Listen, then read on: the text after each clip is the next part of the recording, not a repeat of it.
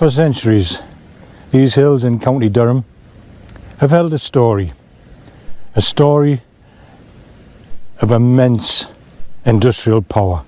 To think thousands of lives were shaped by the lead that was buried here in these hills. And today we're here at Coldberry Lead Mines, and we're going to delve deep into the untold story and try and unravel the history of this place in the North Pennines. So let's begin.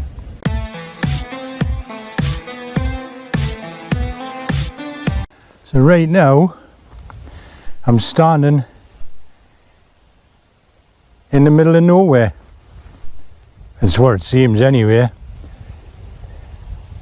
We're standing in the middle of the wild raw Upper Teesdale.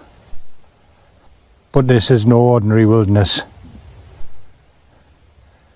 Beneath my feet is where, once upon a time, the lead was. And in the ground, the hills, and even the crumbling buildings hold the ghosts of the past. You've got to remember, back in the day, this was clanking of machinery, the noise, the power, men working with shovels and picks. And this was Coldberry Lead Mine. The name might be still recognised by some locals, but the people that lived and worked here, their voices and stories have slowly reclaimed by the landscape that they once tore apart. So today we're going to bring them stories hopefully back to life by searching round the rubble of the crumbling buildings and the landscape that's here. And we're going to see if we can find any of the clues. The first thing you see when you come to Coldberry isn't the buildings, it's the massive wound in the landscape. And this is known as the Coldberry Gutter. And it can be seen from miles around. It's approximately 1.7 kilometres long. And it's best seen from up here.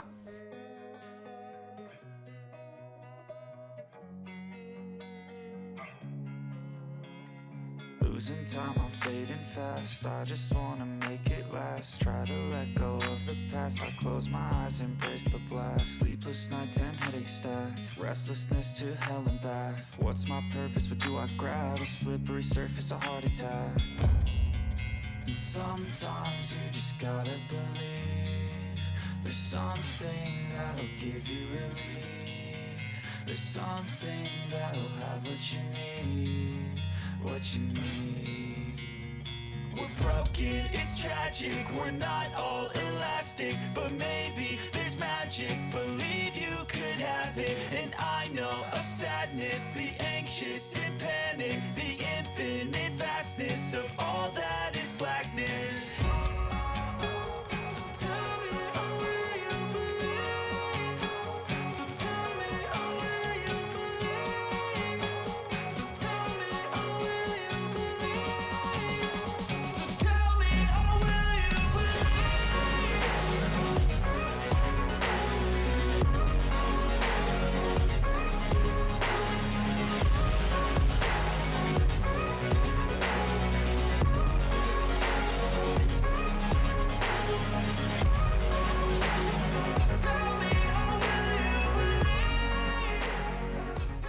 Oh, that was a canny flight. Back down to earth. For a long time the answer seemed simple. An early brutal form of mining called hushing. The idea was to build a dam high on the fells and let it fill, then to break it, and the torrent of water would roar down the hillside, blasting away the soil and rock to expose lead veins beneath. It's an incredible thought and traditional story claim that over 2 million tonnes of material were scoured from the single feature before the mid-18th century.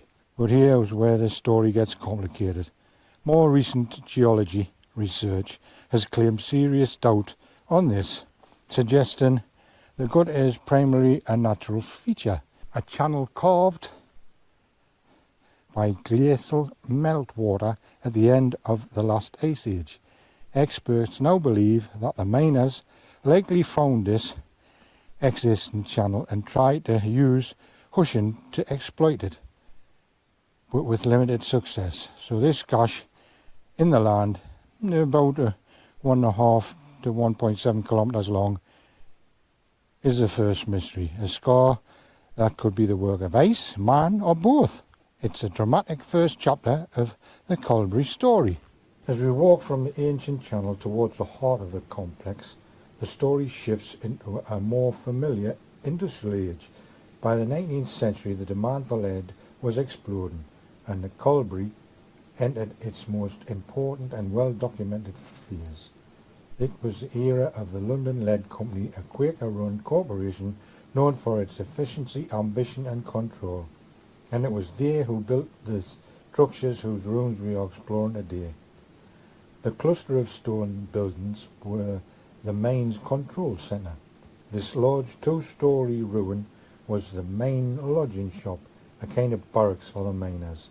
Next to it are the remains of the smithy and the stables where tools were forged and ponies kept.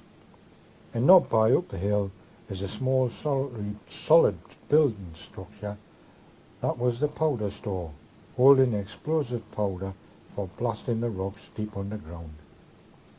These buildings were so historically important, they are now protected as a Grade 2 listed building. Standing here, you have to do a kind of mental archaeology. Imagine the clanging of the blacksmith's hammer, the smell of the coal smoke and the damp earth, the shouts of the men beginning or ending their brutal shifts. The London Lead Company was nothing if not methodical. They had dug a network of underground levels and built these huge dressing floors on a massive artificial terrace carved into the hillside. This wasn't just a mine, it was a factory in the fells, methodically planned to wring out every last ounce of value from the ground. The buildings and machinery only half the story. What about the people, you might ask? It's in these ruins ahead that you'll find how you'll feel the presence most accurately. The lodge and sleeping house wasn't just a ruin, it was a temporary home. Many miners travelled from miles to work here, staying in the shop all week, separated from their families. You can just imagine dozens of the men crammed in here after a 10-hour shift underground, eating, sleeping and trying to find small comfort in their harsh, remote place. The work itself was unimaginably tough. Miners descended into a network of dark tunnels, damp and cramped, their lungs filled with the rock dust and fumes from blasting. They were often paid by a system known as bargaining work, where their earnings depended on the amount of ore they could dig out. Some weeks they might earn a decent wage, while other weeks, if the vein was poor, they'd earn next to nothing.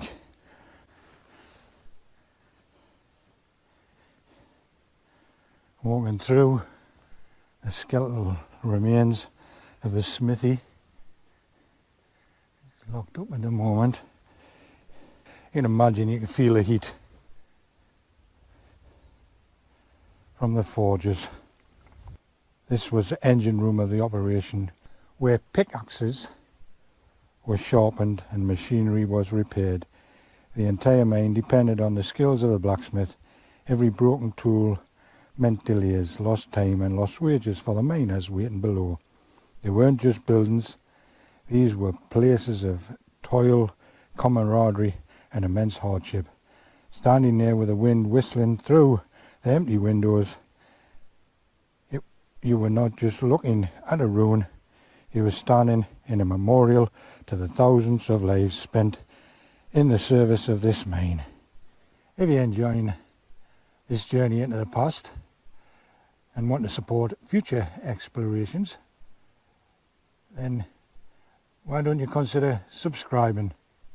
It'll really help the channel continue to uncover these forgotten stories. And there's hundreds of more sites like this that we'd like to explore and showcase to you. So don't forget, hit that subscribe button, give this video the like, and hit that notification bell for future videos.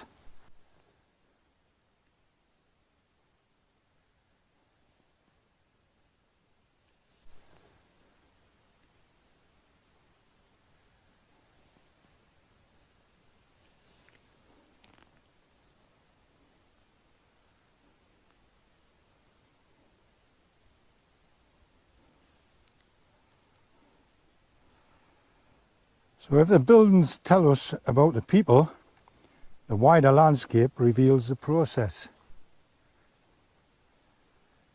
The real genius of the London Lead Company operation wasn't just the digging, it was the incredible use of the one thing this landscape has in abundance: water. They engineered a complex system of leats and dams to channel water all over the site, not for hushing, but to power the machinery that processed the ore. Once the raw material came out of the mine, it had to be dressed, crushed, separated and washed to create a valuable concentrate. The remains of those dressing floors are spread out below us.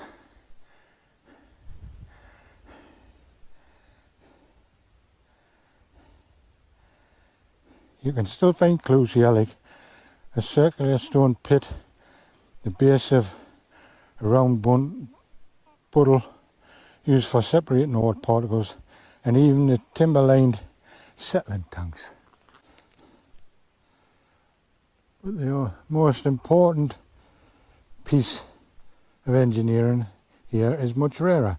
The site was home to a water balance incline, one of only two known examples in the entire North Pennines.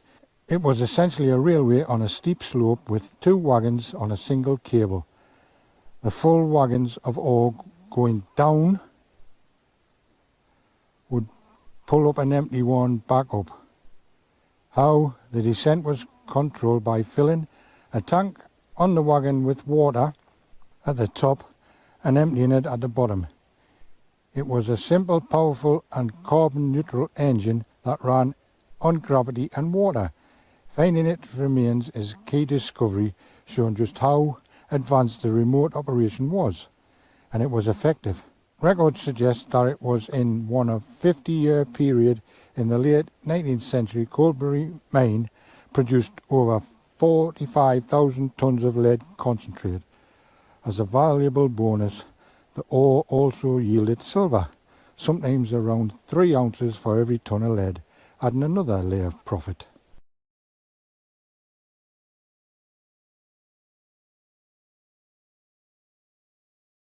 But like all industrial booms, the one at Coldberry didn't last, and by the end of the 19th century, the fall in lead prices and the exhaustion of the richest mines meant the London Lead Company long reign was over.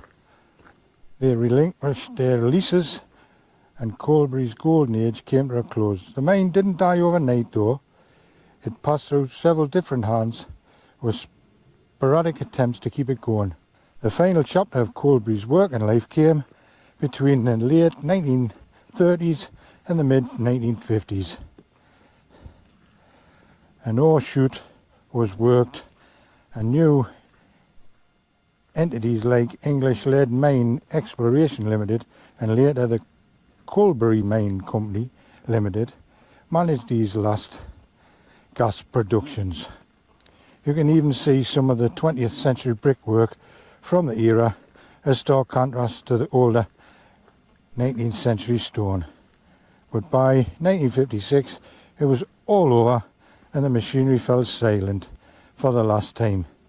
You have to wonder what it felt like for the last miners downing his tools and walking out of the level and leaving Coldberry to the silence of the fells for good.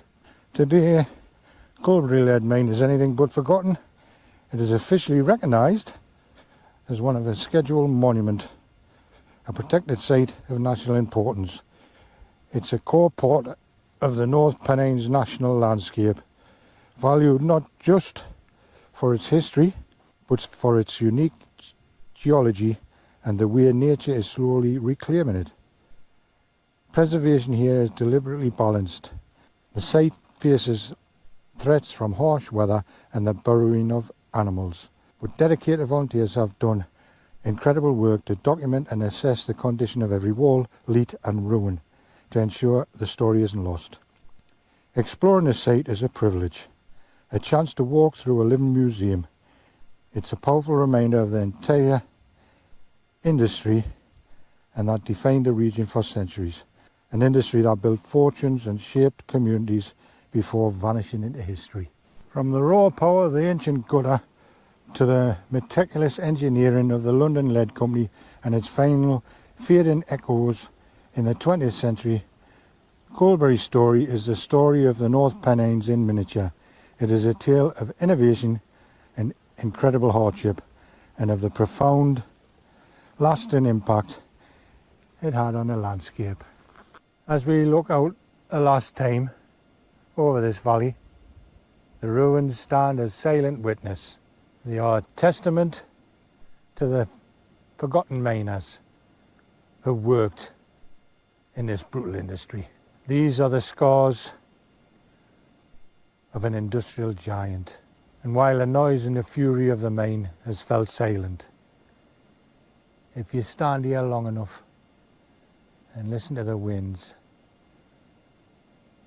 rolling up the valley, you can almost hear their untold story.